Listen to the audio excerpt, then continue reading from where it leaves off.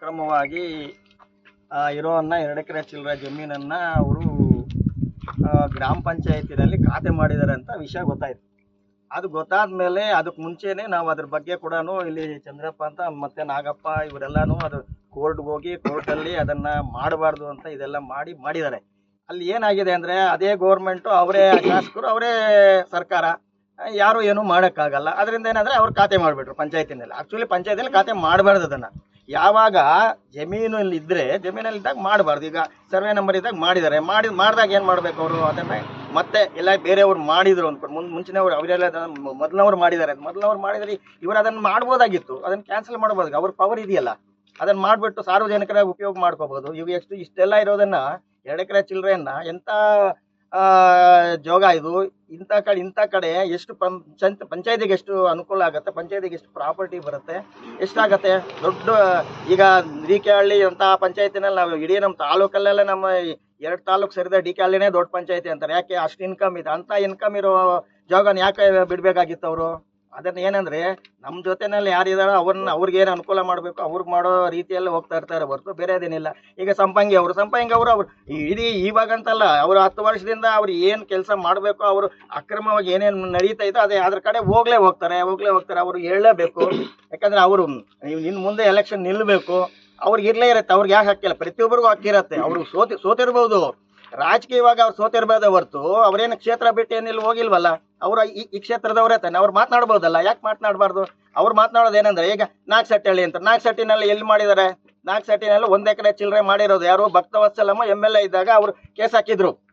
ರಾಮಕ್ಕ ಅವರು ಅದನ್ನ ಅಕ್ರಮವಾಗಿ ಮಾಡ್ಕೊಂಡಿದ್ದಾರೆ ಅಂತ. ಆ ಕೇಸ್ ಹಾಕಿದಾಗ ಅದೇ ಕೇಸು ಅಲ್ಲೇ KGF ಕೋರ್ಟಲ್ಲೇ ಏನಾಗಿದೆ, ಅವ್ರು ಮಾಡ್ಕೊಂಡಿರೋದೆಲ್ಲ ಸಕ್ರಮವಾಗಿದೆ, ಅದು ಸಕ್ರಮವಾಗಿರೋದು. ಅದು ಹೋಗಿ ಮತ್ತೆ 1 ಎಕರೆ ಚಿಲ್ಲರೆಗೆ ಇನ್ನೂ 1 ಎಕರೆ ಅವರೇ ಬಿಟ್ಬಿಟ್ಟಿದ್ರು ಜಾಗನ. ಆ ಜಾಗ ಎಲ್ಲ ಮತ್ತೆ ಅವರಿಗೆ ಬಂತು. ಅಂತದ್ದು ವಿಷಯ ಗೊತ್ತಿರೋದನ್ನ ಹೇಳ್ಬೇಕೆ ಹೊರತು ಗೊತ್ತಿಲ್ಲದೆ ಯಾರಂದು ಹೇಳ್ಬಾರ್ದು.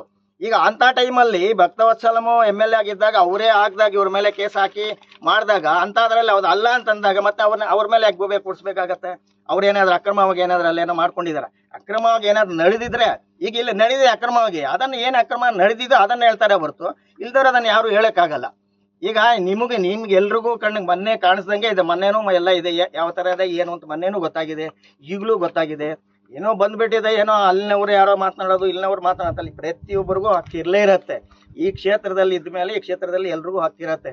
ಈ ಪಂಚಾಯತಿ ಪಕ್ಕದಲ್ಲಿ ಇರೋ ಪಂಚಾಯತಿ ಅವ್ರಿಗೂ ಹಕ್ಕಿರತ್ತೆ. ಮಾತನಾಡಕ್ಕೆ ಹಕ್ಕಿದೆ ಅಂತೆಲ್ಲ. ಇನ್ನೊಬ್ರು ಬಂದು ನೀವ್ ಯಾಕೆ ಮಾತನಾಡೋದು ಅಂತಂದ್ರೆ ಮಾತನಾಡೋದು ಅಂತ ಅದು ಹೇಳ್ಬಾರ್ದು ಯಾರು ಅಷ್ಟೇ. ಒಬ್ಬ ಬಾರಿಕ ಇರೋನು ಅವನೇನಂದ್ರೆ ಅವನು ಇದ್ದಾಗ ಒಂದು ಸ್ಥಾನದಲ್ಲಿ ಇದ್ದಾಗ ಅವನು ಇಡೀ ಕ್ಷೇತ್ರದಲ್ಲಿ ಎಲ್ಲಾದ್ರಾಗ್ಲಿ ಹೆಚ್ಚು ಕಡಿಮೆ ಆದಾಗ ಅದು ಹೇಳಲೇಬೇಕಾಗತ್ತೆ, ಕೇಳಲೇಬೇಕಾಗತ್ತೆ. ಅದ್ರಲ್ಲಿ ತಪ್ಪೇನಿಲ್ಲ. ಏನು ಅವ್ಯವಹಾರ ನಡೆದ ಮುಂದೆ ಹೋಗುತ್ತೆ ಅಂತ ಹೇಳ್ತಾರೆ. ಅದೇ ಇದೇ ನಮ್ಮ KGF ಕ್ಷೇತ್ರದಿಂದ ಆಯ್ಕೆಯಾಗಿರುವಂತಹ ಜನಪ್ರತಿನಿಧಿಗಳಿಂದ ಮುಂದೆ ಹೋಗುತ್ತೆ ಅಂತ ಈ ಒಂದು ಭಾಗದ ಜನರೆಲ್ಲರೂ ಸೇರಿ ಮತವನ್ನು ಚಲಾಯಿಸಿ ವಿಧಾನಸೌಧಕ್ಕೆ ಕಳಿಸದಂತ ಶಾಸಕರೇನಪ್ಪ ಅಂದ್ರೆ, ಇಲ್ಲಿನ ಸ್ಥಳೀಯವಾಗಿ ತಮ್ಮ ಹೆಸರನ್ನ ಪ್ರತಿದಿನ ಜಪ ಮಾಡುವಂತ ವ್ಯಕ್ತಿಗಳ ಮಾತುಗಳನ್ನು ಕೇಳಿಕೊಂಡು ಏನಪ್ಪ ಮಾಡ್ತಾ ಇದ್ದಾರೆ ಅಂದ್ರೆ, ಇಡೀ ವೆಂಗಸಂದ್ರ ಗ್ರಾಮ, ಸುಂದರಪಾಳ್ಯ ಗ್ರಾಮ ಪಂಚಾಯತಿ, ಎಂಜಿಗುಲ್ಪುರ ಗ್ರಾಮ ಪಂಚಾಯತಿಯಲ್ಲಿರುವಂತ ಖರಾಬು ಎನ್ನುವಂತ ಅಥವಾ ಸರ್ಕಾರದ ಭೂಮಿಗಳನ್ನ, ಗ್ರಾಮ ಠಾಣೆಗಳನ್ನ ಏನ್ ಮಾಡ್ತಾರೆ, ಒತ್ತುವರಿ ಮಾಡ್ಕೊಳ್ಳೋದು, ಅಕ್ರಮ ಮಾಡ್ಕೊಳ್ಳೋದು. ಅದಕ್ಕೆ ನೇರ ಉದಾಹರಣೆ ಏನಪ್ಪಾ ಅಂದ್ರೆ, ವೆಂಗಸಂದ್ರ ಗ್ರಾಮದ ಸರ್ವೆ ನಂಬರ್ 150 ಪಕ್ಕದಲ್ಲಿರುವಂತ ಗ್ರಾಮ ಠಾಣಾ 324 ಈ ಠಾಣೆಯನ್ನ ಏನ್ ಮಾಡಿದ್ದಾರೆ, ಅತಿಕ್ರಮಣ ಮಾಡ್ಕೊಂಡ್ಬಿಟ್ಟಿದ್ದಾರೆ. ಆ ಕಾಲದಲ್ಲಿ ಯಾರೋ ಮಾಡಿದ್ದಾರೆ, ನಾವು ಮಾಡಿದ್ದೀವಿ, ಅವ್ರು ಮಾಡಿದ್ದಾರೆ ಅಂತ ಅವ್ರ ಮೇಲೆ ಗೂಬೆ ತೋರಿಸೋದನ್ನ ಬಿಟ್ಟು, ಸ್ಥಳೀಯವಾಗಿರುವಂತ ಶಾಸಕರು, ವಿಧಾನಸೌಧದಲ್ಲಿ ನಿಮ್ಗೆ ಹಕ್ಕನ್ನ ಕೊಟ್ಟಿರುವಂತ ಜನರು ನಾವೆಲ್ಲ ಕೊಟ್ಟಿದೀವಿ, ನೀವೇನ್ ಮಾಡ್ಬೇಕು, ಇಂಥ ಅತಿಕ್ರಮವನ್ನ ಹತ್ಗಟ್ಟಿ ನಿಮ್ಮಿಂದ 100 ಕಿಲೋಮೀಟರ್ ದೂರ ಅಂತ ವ್ಯಕ್ತಿಗಳನ್ನ ಇಡಬೇಕು. ಆದ್ರೆ ನೀವೇನ್ ಮಾಡ್ತೀರಾ, ಪ್ರತಿದಿನನೂ ಫೋಟೋಗೆ ಪ್ರತಿದಿನನೂ ಸಹಿತ ನಿಮ್ಮನ್ನ ಶನಿ ಶನಿ ಶನಿ ಶನಿ ಅಂತ ಜಪ ಮಾಡಿದೆ ಅಂತ ಅದು ಭುಜದ ಮೇಲೆ ಅಂತ ಹೋಗುತ್ತೆ ಅಂತ ಹೇಳ್ತಾರಲ್ವಾ, ಆ ರೀತಿಯಲ್ಲಿ ಈ ವ್ಯಕ್ತಿಗಳನ್ನ ಪಕ್ಕದಲ್ಲಿ ಇಟ್ಕೊಂಡು ಇಡೀ ಈ ಒಂದು ಜಮೀನನ್ನ ಅಕ್ರಮ ಮಾಡಿಕೊಂಡು ಇದೇ ಜಮೀನಿಂದ ಮುಂದೆ ಇರುವಂತ ರೈತರಿಗೆ ದಾರಿ ಬೇಕಾಗಿದೆ. ಆ ದಾರಿಗಳನ್ನೆಲ್ಲ ಮುಚ್ಚಿಬಿಟ್ಟು ಕಾಂಪೌಂಡ್ ಅನ್ನು ಹಾಕೊಂಡ್ಬಿಟ್ಟು ಗೇಟ್ಗಳನ್ನ ಹಾಕೊಂಡು ಅನೇಕರಿಗೆ ಇಲ್ಲಿ ಸ್ಥಳೀಯವಾಗಿ ನಮ್ಗೆಲ್ಲರಿಗೂ ಸಹಿತ ತೊಂದರೆಯನ್ನ ಕೊಟ್ಕೊಂಡು ಇರುವಂತ ವ್ಯಕ್ತಿಗಳಿಗೆ ಈ ಒಂದು ಎತ್ತರೆ ನಾರಿಯಂತೆ ದೈವಂತೆ ಪೂಜ್ಯಂತೆ ಈ ಶಾಸಕರು ಏನ್ ಮಾಡ್ತಾ ಇದಾರೆ, ಅವ್ರಿಗೆ ಬೆಂಬಲವನ್ನು ಕೊಡ್ತಾ ಇದ್ದಾರೆ. ಮತ್ತೆ ಈ ಶಾಸಕರಿಗೆ ಏನಪ್ಪಾ ಅಂದ್ರೆ ಕೆಲಸ ಏನಪ್ಪಾ ಅಂದ್ರೆ ಅಧಿಕಾರಿಗಳನ್ನ ಕೋರ್ಟ್ ಕಳ್ಸಲ್ಲ. ಅಧಿಕಾರಿಗಳನ್ನ ಯಾವುದೇ ಒಂದು ಕೇಸ್ಗೆ ಈ ಒಂದು ಸ್ಥಳಕ್ಕೆ ಸಂಬಂಧಪಟ್ಟಂತ ಕೇಸ್ಗೆ 8 ವರ್ಷದಿಂದ ಇದುವರೆಗೂ ಒಂದ್ ಸತಿ ಮಾತ್ರ 16 ವರ್ಷದಲ್ಲಿ ಒಂದ್ ಸತಿ ಮಾತ್ರ ವೈಶಾಲಿ ಮೇಡಮ್ ಅವರು ಹೋಗಿ ಬಂದಿರೋದು ಬಿಟ್ರೆ ಯಾವೊಬ್ಬ ಇವ ಇಲ್ಲ, ಯಾವೊಬ್ಬ ತಾಲೂಕ್ ಪಂಚಾಯತಿ ಅಧಿಕಾರಿಗಳಿಲ್ಲ, ಜಿಲ್ಲಾಧಿಕಾರಿಗಳಿಲ್ಲ, ಸರ್ಕಾರದಿಂದ ಪ್ರತಿನಿಧಿಗಳಿಲ್ಲ, ಸಿಇಒ ಇಲ್ಲ, ಯಾರು ಬರೋದಿಲ್ಲ.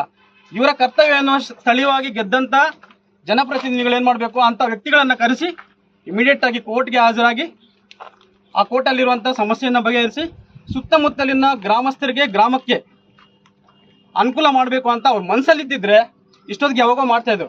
ಯಾಕಂದ್ರೆ ಇವ್ರನ್ನ ಜಪ ಮಾಡ್ಬೇಕಲ್ವಾ, ಪ್ರತಿದಿನ ನಮ್ಮ ಶಾಸಕರು ನಮ್ಮ ಮೇಡಮ್ ಅಂತ ಜಪ ಮಾಡ್ಬೇಕಲ್ವಾ.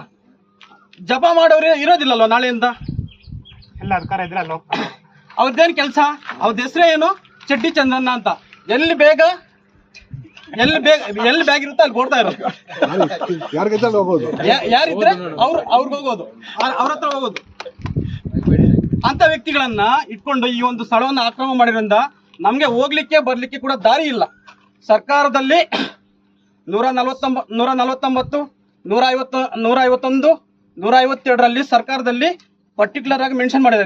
ನಿಮ್ಮದೇ ಪತ್ರಿಕೆಗಳಲ್ಲಿ ವಿಡಿಯೋಗಳೆಲ್ಲ ಬಂದಿತ್ತು, ನಕಾಶೆಯಲ್ಲಿ ಇದೆ ಅಂತ ಹೇಳ್ಬಿಟ್ಟು ನಾವು ಈಗಾಗಲೇ ತಾಲೂಕು ಆಫೀಸಲ್ಲೆಲ್ಲ ಹೋರಾಟ ಮಾಡಿದ್ವಿ, ಎಲ್ಲ ಮಾಡಿದಕ್ಕೆ ಬಂದಿತ್ತು. ಅಂತ ದಾರಿಗಳಿಗೂ ಸಹಿತ ಈವನ್ ಸರ್ಕಾರದ ಅಧಿಕಾರಿಗಳಿಗೆ ಹೋಗಿ ಕೋರ್ಟನ್ನೇ ಅಲ್ಲಿ ಹೇಳೋದಿಲ್ಲ. ಒಬ್ಬ VA ಬರೋದಿಲ್ಲ, ಒಬ್ಬ RI ಬರೋದಿಲ್ಲ, ಯಾರು ಬರೋದಿಲ್ಲ. ಯಾರು ಬಂದು ಅದೇನಾದ್ರು ಕೋರ್ಟ್ ಕೇಸ್ ಮಾತ್ರ ಹಾಕೊಳ್ಳೋದು. ಈವನ್ ಸರ್ಕಾರದ ವಕೀಲರು ಕೂಡ ಬರೋದಿಲ್ಲ. ಸರ್ಕಾರ ವಕೀಲರು ಸರ್ಕಾರದ ಅಧಿಕಾರಿ ಬಂದಿಲ್ಲ ಅಂದ್ರೆ ಕೇಸ್ ಏನಾಗುತ್ತೆ ಹೇಳಿ, ಮಾಧ್ಯಮದವ್ರು ನೀವೇ ಹೇಳಿ, ಕೇಸ್ ಏನಾಗುತ್ತೆ? ಒಂದೇ ಆಗುತ್ತೆ, ಒಂದೇ. ಯಾರು ಹೋಗಿಲ್ಲ ಅಂದ್ರೆ ಸರ್ಕಾರ ನಮ್ದೊಂದು ಬೇಕಲ್ರಿ, ನಮ್ದೊಂದು ಹೆಸರು ಹೇಳ್ಬೇಕಲ್ವಾ. ನಾನು ಇಂಥವರ ಮಗ, ಇಂಥವರ ಆಸ್ತಿಗೆ ನಾನು ಓನರು ಅಂತ ಗೊತ್ತಾಗ್ಬೇಕಲ್ವಾ. ಅದನ್ನ ಹೇಳಕ್ಕೆ ಸರ್ಕಾರದಿಂದ ಯಾರು ಹೋಗೋದಿಲ್ಲ. ಸರ್ಕಾರದಿಂದ ಯಾವೊಬ್ಬ VA ಹೋಗೋದಿಲ್ಲ, ಯಾವೊಬ್ಬ ಗ್ರಾಮ ಪಂಚಾಯತಿ ಅಧಿಕಾರಿ ಹೋಗೋದಿಲ್ಲ. ಹೋಗದೆ ಇದ್ದಾಗ ಎಂತ ಮಾಡೋದು? ಹೌದು. ಈ ರೀತಿಯಲ್ಲಿ ಆದ ಕಾರಣಕ್ಕೋಸ್ಕರ ಈ ಒಂದು ಕೆಜಪ್ ತಾಲೂಕಿನಲ್ಲಿ ಈ ರೀತಿಯಾದಂತಹ ಅನೇಕಗಳು ಘಟನೆಗಳು ನಡೀತಾ ಇದಾವೆ. ನಡೆದ್ರೆ ಮತ್ತೆ ಅದನ್ನ ಪ್ರಶ್ನೆ ಮಾಡಿದ್ರೆ ಅವ್ರ ವಿರುದ್ಧ ಎತ್ಕಟ್ಟೋದು, ಅವ್ರ ಮೇಲೆ ಇನ್ನೊಂದು ಮಾಡೋದು ಅಂತ ಮಾಡುವಂತ ಕೆಲಸಗಳನ್ನ ಏನ್ ಮಾಡ್ತಾ ಇದಾರೆ ಈ ಒಂದು ಸ್ಥಳೀಯ ಶಾಸಕರು ಮಾಡ್ತಾ ಇದಾರೆ. ದಯವಿಟ್ಟು ಮಾನ್ಯ ಶಾಸಕರೇ, ಇಲ್ಲಿರುವಂತ ಇಂಥ ವ್ಯಕ್ತಿಗಳನ್ನ ದೂರ ಇಟ್ಟು ನಿಮ್ಮ ಹೆಸರನ್ನ ಕೆಡ್ಸೋದು ಬೇಡ. ನಿಮಗೂ ಇನ್ನೂ ಮುಂದೆ ಸರ್ಕಾರಗಳು ಯಾವ್ದಾದ್ರು ಬರ್ಲಿ, ಇನ್ನೂ ಅಧ್ಯಕ್ಷರಾಗಿ ಬಂದ್ವಿ. ಆಮೇಲೆ ನಾವು ಲೆಟರ್ ಕೊಟ್ಟು VO ಹತ್ರ ನಾವು CO ಹತ್ರ ಲೆಟರ್ ಕೊಟ್ಟು ನಾವು ಅದು ಅಬ್ಜೆಕ್ಷನ್ ಮಾಡಿ ಕೋರ್ಟ್ಗೆ ಕಳಿಸಿದ್ವಿ. ಕೋರ್ಟ್ಗೆ ಕಳಿಸಿದಾಗ ಕೋರ್ಟಲ್ಲಿ ಅಕ್ರಮವಾಗಿ ಮಾಡಿದ್ದಾರೆ ಅಂತ ಇದು ಮಾಡಿ PDOನಿ VOನಿ ಎಲ್ಲ ಬರಕ್ಕೆ ಹೇಳಿದ್ರು.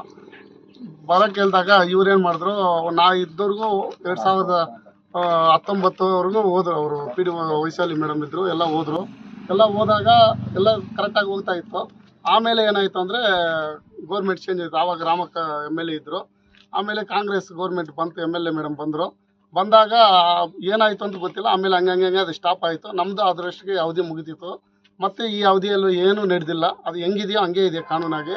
ಆಮೇಲೆ ಇವಾಗ ಏನಾಗಿದೆ ಅಂದರೆ ಕೋರ್ಟಲ್ಲಿ PDO ಹಾಜರಾಗಿಲ್ಲ, VOನೂ ಹಾಜರಾಗಿಲ್ಲ, ಗೌರ್ಮೆಂಟ್ ವಕೀಲರು ಹಾಜರಾಗಿಲ್ಲ. ಯಾರು ಯಾವಾಗ ಇದಾಗಿಲ್ವೋ ಆವತ್ತು ಅದು ಅವ್ರಿಗೆ ಕರೆಕ್ಟಾಗಿ ನಡೀತಾ ಇದೆ. ಅದಕ್ಕೆ ನಾವು ಮೇಡಮ್ ಹೇಳ್ತಾ ಇರ್ತದೆ, ನಿಮ್ಮ ಪೀರಿಯಡಲ್ಲಿ ನೀವು ಮಾಡಿಲ್ಲ ಮೇಡಮ್.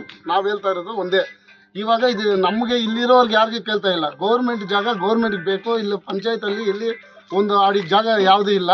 ಪಂಚಾಯತಿ ಗೌರ್ಮೆಂಟ್ಗೆ ನಮ್ಗೆ ವರಮಾನವೂ ಏನೂ ಇಲ್ಲ. ಇಲ್ಲಿ ಏನು ಸಂಪಾದನೆ ಇಲ್ಲಿ ಪಂಚಾಯತಲ್ಲಿ ಇಲ್ಲ.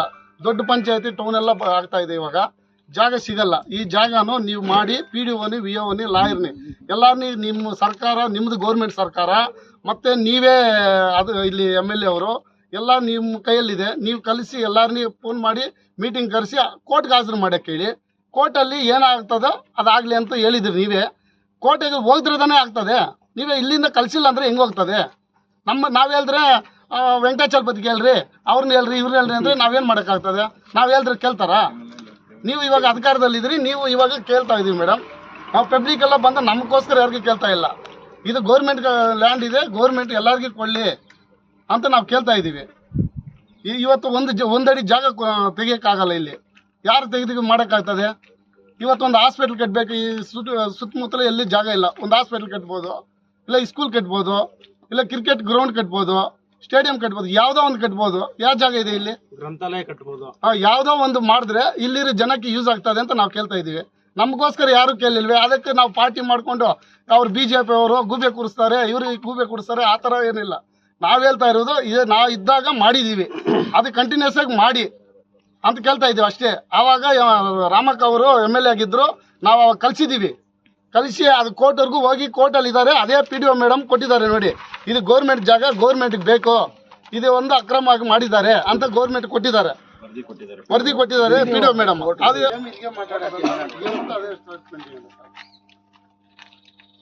ಏನಿದೆ ನೋಡಿಬೇಕಾದ್ರೆ PDF ಮಾಡ್ಕೊಳ್ಳಿ. ನೀವು ಇದನ್ನ ತೋರಿಸಿ ನೋಡಿ, ಚೆಕ್ ಬಂದು ನೋಡಿ, ಅವ್ರದ್ದೇ ಬಂದಿರಬೇಕಲ್ಲ. ಪಿ ಚಂದ್ರಯ್ಯನವ್ರಂತ.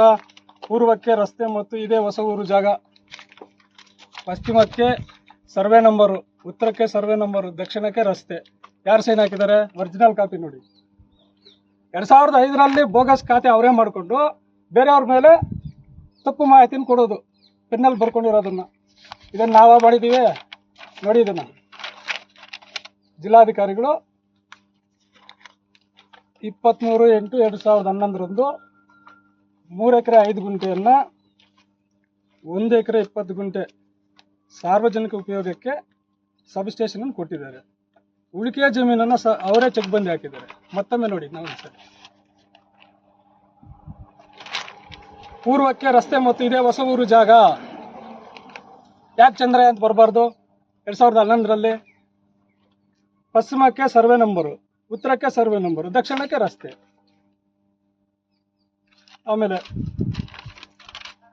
ಶಾಸಕರ ಮೇಲೆ ಗೂಬೆ ಕೂರಿಸ್ತೀವಂತೆ ನಾವು. ನಮ್ಗೇನು ಅದೇನೇ ಕೆಲಸ?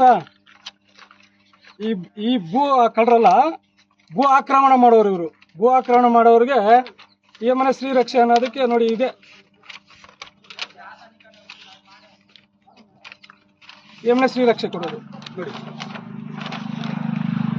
ಅವ್ರು ಹೇಳೋ ಕ್ಷಮ ಕೇಳೋದು ಈ ಭೂ ಆಕ್ರಮಿತ ಮಾಡಿರ್ತಕ್ಕಂಥ ವ್ಯಕ್ತಿಗಳಿಗೆ. ಆಮೇಲೆ ಇದೇ ವ್ಯಕ್ತಿಗಳು ಮಂತ್ರಿಗಳು ಮಾಡಕ್ ಹೋಗೋದು. ಯಮನ ಮಂತ್ರಿಗಳು ಮಾಡಬೇಕು ನಮ್ಮ ಶಾಸಕರನ್ನ ನೋಡಿ. ನಮಗೇನು ಅದನ್ನೇ ಕೆಲಸ? ಶಾಸಕರ ಮೇಲೆ ಗೂಬೆ ಕೊಡಿಸೋದ? 1 ವರ್ಷದ ಹಿಂದ್ಗಡೆ ಶಾಸಕರಿಗೆ ಅರ್ಜಿ ಕೊಟ್ಟಿದ್ದೀವಿ ನಾವು. ಏನಂತ ಕೊಟ್ಟಿದ್ದೀವಿ? ನಮ್ಮ ಹೆಂಗಸಂದ್ರ ಗ್ರಾಮದಲ್ಲಿ 3 ಎಕರೆ 5 ಗುಂಟೆ ಗ್ರಾಮ ಠಾಣ ಇದೆ. ಹಿಂದಿನ ಸರ್ಕಾರದವರು 1 ಎಕರೆ 20 ಗುಂಟೆಯಲ್ಲಿ ಸಬ್ ಸ್ಟೇಷನ್ ಮಾಡಿದ್ದಾರೆ. ನೀವೇನಾದರೂ ಒಂದು ಸಾರ್ವಜನಿಕ ಲೋಕ ಕಲ್ಯಾಣಕ್ಕೆ ಏನಾದರೂ ಉಪಯೋಗ ಮಾಡಿ ಅಂತ ಡೇಟ್ ನೋಡಿ ಸ್ವಾಮಿ. ಯಾವ ಡೇಟ್ ನೋಡಿ, ಎಷ್ಟು ಜನ ಸೈನ್ ಹಾಕಿದ್ದಾರೆ ನೋಡಿ. ಇವ್ರದೇ ಕುಂದುಕೊರತೆ ಸಭೆ ಕೆಜಾಪಲ್ಲಿ. ಏನಂತ ಕೇಳಿದ್ವಿ ನಾವು? ಈ ತರ ಅನ್ಯಾಯ ಆಗಿದೆ ನಮ್ಮ ಗ್ರಾಮದಲ್ಲಿ. 90ಕ್ಕೆ 120 9 ಸೈಡ್ಗಳು 1,00,000 ಚದರಡಿಗಳನ್ನ ಬೋಗಸ್ ಖಾತೆ ಆಗಿರೋದು ನಿಜ. ಅದನ್ನು ನೀವು ಕಾನೂನು ರೀತಿ ಕ್ರಮ ಕೈಗೊಂಡು ನೀವು ಶಾಸಕರಿದ್ದೀರಾ, ಅದನ್ನೇನಾದರೂ ಸಾರ್ವಜನಿಕ ಉಪಯೋಗಕ್ಕೆ ಮಾಡಿ ಅಂತ ನಾವು ಕಂಪ್ಲೇಂಟ್ ಮಾಡಿದ್ದೀವಿ. ನಿಮಗೆ ಕೊಟ್ಟಿದ್ದೀವಿ ಅರ್ಜಿ. ಇದನ್ನು 2012ರಲ್ಲಿ ತಹಶೀಲ್ದಾರ್ ಕೊಟ್ಟಿದ್ದಾರೆ. ಇದು ಮಜರಾ ಗ್ರಾಮ ಅಂತ ನೋಡಿ.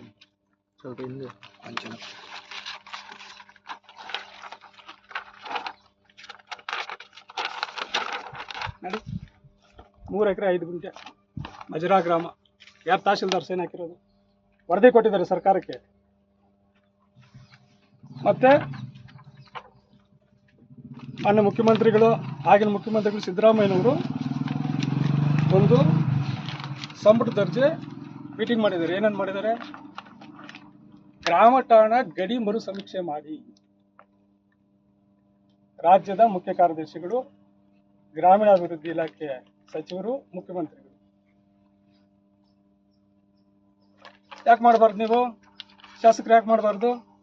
ಆಮೇಲೆ ಇದೇ ಥರ ಖರಾಬ್ ಜಮೀನಿಗೆ ಖಾತೆ ಮಾಡ್ಕೊಂಡಿದ್ರೆ, ಕಳ್ಳ ಖಾತೆ ಯಾರಾದ್ರು ಮಾಡ್ಕೊಂಡಿದ್ರೆ ಜೈಲಾಗಿದೆ ಅವರಿಗೆ. ಇದೇ ಕೇಜಾಪ್ ಕೋರ್ಟ್ನಲ್ಲಿ, ಇದೇ ತಾಲೂಕಿಂದಿದು ಬೇರೆ ತಾಲೂಕಿಂದಲ್ಲ. ಕೆಟ್ಕಾಂದ ಗ್ರಾಮ ಠಾಣೆ ಸುಮಾರು 3 ಎಕರೆ ಇತ್ತು. ಪಾಪ ಅವರು ಬಾಬು ರೆಡ್ಡಿ ಅನ್ನೋರು ಅವ್ರ ತಂದೆಯವರು ಅವ್ರ ಪೊಸಿಷನ್ ಬಿಟ್ಕೊಟ್ಟಿರೋದು. ಪಾಪ ಅವ್ರಿಗಿಂತ ಮುಂಚೆ ಇರೋ ಬಾಬು ರೆಡ್ಡಿ ಅವ್ರ ಅಪ್ಪ ಅವರೇ ಬಿಟ್ಕೊಟ್ಟಿದ್ದಾರೆ, ಸರ್ಕಾರಕ್ಕೆ ಅನುಕೂಲ ಆಗಲಿ, ಒಂದು ಸಬ್ಸಿಡಿ ಆಗಲಿ, ರೈತರಿಗೆ ಅನುಕೂಲ ಆಗಲಿ ಅಂತ. ಇವರು ಒಂದು 20-30 ವರ್ಷದಿಂದ ಬಂದ್ಬಿಟ್ಟು ನಾನು 100 ವರ್ಷ ಅಂದ್ರೆ ಆತನಿಗೆ ಎಷ್ಟು 60 ವರ್ಷ 100 ವರ್ಷ ಅಂತಾರೆ. ಅವ್ರು ಹೇಳೋದೆಲ್ಲ ಸುಳ್ಳಲ್ಲ. ಮತ್ತೆ ಯಾರಿಗೇ ಆಗಲಿ ಈ ನ್ಯಾಯಾಂಗದಲ್ಲಿ ಆಗಲಿ ಯಾವುದೇ ಇದು ಇದೆಯಾ, ಒಬ್ಬರಿಗೆ ಅಪ್ಸೈಡ್ ಮಾಡ್ಕಕ್ಕೆ ಅಧಿಕಾರ ಇದೆಯಾ? ಎಲ್ಲಿ ಹೇಳಿದೆ ತೋರಿಸಿ. ಯಾರಿಗಾದ್ರೂ ಮಾಡಿದಾರಾ ತೋರಿಸಿ. ಇದೆಲ್ಲ ಸುಳ್ಳು ಮಾಡಿರೋದು, ಅಧಿಕಾರಿಗಳೇ ಇದನ್ನ ದಾರಿ ತಪ್ಪಿಸಿರೋದು. ದಯವಿಟ್ಟು ಅಧಿಕಾರಿಗಳಲ್ಲಿ ಮನವಿ ಮಾಡ್ತೀರಿ, ಅಧಿಕಾರ ಯಾವಾಗ ಇರಲ್ಲ, ಇನ್ನೆರಡು ವರ್ಷ, ಒಂದು 18 ತಿಂಗಳಿದೆ. ದಯವಿಟ್ಟು ನಿಮ್ಮಲ್ಲಿ ಮನವಿ ಮಾಡ್ತೀರಿ, ಯಾವಾಗ ಅವರೇ ಎಲ್ಲಿ ಗೂಟ ಹೊಡ್ಕೊಂಡು ಇರಲ್ಲ, ನಮಗೂ ಅಧಿಕಾರ ಬರುತ್ತೆ. ದಯವಿಟ್ಟು ಅದರಿಂದ ನಿಮ್ಗೆ ಮನವಿ ಮಾಡ್ತೀರಿ. ದಯವಿಟ್ಟು ಇವತ್ತು 9ನೇ ತಾರೀಕು ಕೋರ್ಟ್ ಇದೆ, ಕೋರ್ಟ್ಗೆ ಹೋಗಿ ಅಟೆಂಡ್ ಆಗಿ ನಮ್ದು ಅಂತ ಹೇಳಿ, ನಮ್ಮ ಪಂಚಾಯತಿ ಸೇರಿದ ಅಷ್ಟು ಮಾತ್ರ ಹೇಳಿ. ಆಮೇಲೆ ಕೋರ್ಟು ಏನು ಡಿಸೈಡ್ ಕೊಡುತ್ತೋ ಅದಕ್ಕೆಲ್ಲ ನಾವು ಗೌರವ ಕೊಡ್ತೀವಿ. ಅಷ್ಟೊಂದು ಇವಾಗ ಅಧಿಕಾರ ಇರೋದು ಮಾನ್ಯ ಶಾಸಕರಿಗೆ. ಶಾಸಕರ ಮಾತೆ ಕೇಳೋದು, ಇವ ಆಗಲಿ ಪಿ ಡಿ ಒ ಆಗಲಿ. ದಯವಿಟ್ಟು ಶಾಸಕರಲ್ಲಿ ಮನವಿ ಮಾಡ್ತೀವಿ, ಇವಾಗ ನೀವು ಪಿ ಡಿ ಒಗೆ ಡೈರೆಕ್ಷನ್ ಕೊಡಿ, ಹೋಗಿ ಕೋರ್ಟ್ಗೆ ಹಾಜರಾಗಿ ಪಂಚಾಯತಿಗೆ ನೀವು ಇದು ಮಾಡ್ಕೊಳ್ಳಿ ಅಂತ ಕೊಡಿ. ಯಾಕೆ ಕೊಡ್ತಾ ಇಲ್ಲ? ನಿಮ್ಗೆ ಅಧಿಕಾರ ಇಲ್ವಾ? ನಮ್ಮ ಮಾತು ಕೇಳ್ತಾರಾ ಇಒ ಪಿ ಡಿ ಒ? ಇವಾಗ ನಿನ್ನೆ ಯಾವುದೋ KG ಕೋಟೆ ಹತ್ರ 60 ಎಕರೆ ಆಗಿದೆಯಲ್ಲ, ಏನು ಉತ್ತರ ಕೊಟ್ಟರು ಶಾಸಕರು? ನನಗೆ ಗೊತ್ತಿಲ್ಲ, ಅಧಿಕಾರಿಗಳು ಅಂತಾರೆ. ಮತ್ತೆ ಶಾಸಕರು ಇರೋದೇನು ನಮ್ಮ ಕ್ಷೇತ್ರದಲ್ಲಿ ಏನು ಗೊತ್ತಾಗಲ್ವ ಶಾಸಕರಿಗೆ? ದಯವಿಟ್ಟು ನೀವು ಒಂದು ಪ್ರಶ್ನೆ ಕೇಳಿ, ಶಾಸಕ ಗೊತ್ತಿದ್ರೆ ಇದೆಲ್ಲ ಆಗುತ್ತಾ? ಈ ಜಮೀನು ಸಂಬಂಧಪಟ್ಟಂಗೆ ನಾವೇನು ನಮ್ಮ ಮನೆಗಳಿಗೆ ಎತ್ಕೊಂಡು ಹೋಗ್ಬೇಕಂತ ಯಾರು ಕೇಳ್ತಾ ಇಲ್ಲ. ದಯವಿಟ್ಟು ಒಂದು ಪಂಚಾಯತಿಗಾಗ್ಲಿ ಸರ್ಕಾರದಿಂದ ಯಾವ್ದಾದ್ರು ಅನುದಾನ ಬಂದ್ರೆ ಒಂದು ಹಾಸ್ಪಿಟಲ್ ಮಾಡಲಿ. ನಮ್ಮ ಸರ್ಕಾರ ಇದ್ದಾಗ, ನಮ್ಮ ಸಂಪಂಗಿ ಅವರು, ರಾಮಕ್ಕ ಅವರು ಇದ್ದಾಗ ಒಂದು ಒಳ್ಳೆ ರೈತರಿಗೆ ಒಳ್ಳೆ ಅನುಕೂಲ ಮಾಡಿದ್ದಾರೆ. ಅದೇ ರೀತಿ ನೀವು ಅನುಕೂಲ ಮಾಡಿ, ನಿಮಗೂ ಒಂದು ಹೆಸರು ಬರುತ್ತೆ. ನಾವು ಕೂಡ ನಿಮ್ಮನ್ನ ಇದು ಮಾಡ್ತೀವಿ, ತೋರಿಸ್ತೀವಿ. ಅದು ಬಿಟ್ಟು ಸುಮ್ಮನೆ ಅವ್ರು ಯಾರು ಇಷ್ಟು ಪೈಲ್ ಎತ್ಕೊಂಡ್ಬಿಟ್ಟು ಅವನ ಯಾರು ಅವನ ಕೈಯಲ್ಲಿ ಅವ್ನು ಇಟ್ಕೊಂಡು ನೋಡಿ ಇಲ್ಲಿ ಗೇಟ್ ಹಾಕೊಂಡಿದ್ದಾನೆ. ಗ್ರಾಮ ಠಾಣೆ ಅದು, ಗ್ರಾಮ ಠಾಣೆ ಯಾರಿಗಾದ್ರೂ ಬರ್ಕೊಳಕ್ ಹಾಕಿದ್ಯಾ ಕೇಳಿ? ನನ್ಗೆ ಯಾರೋ ಬರ್ಕೊಟ್ಟಿದಾರಂತಾರೆ. ಗ್ರಾಮ ಠಾಣೆ ಅದು ಯಾರಿಗಾದ್ರೂ